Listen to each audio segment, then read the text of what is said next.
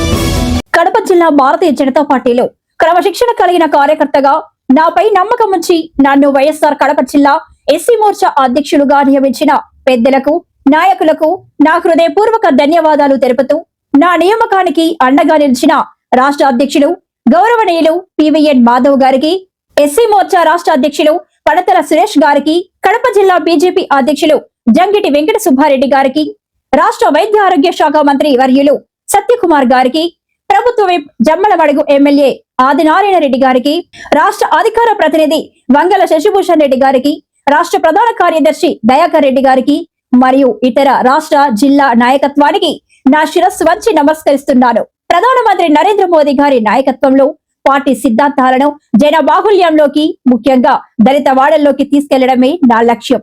అణగారిన వర్గాల సంక్షేమం కోసం, పార్టీ బలోపేతం కోసం నా శక్తి వంచన లేకుండా కృషి చేస్తారని ఈ సందర్భంగా హామీ ఇస్తున్నాను. మీ doctor Putika Venkataramana, BJP SC Morcha జిల్లా అధ్యక్షుడు, వైఎస్ఆర్ కడప.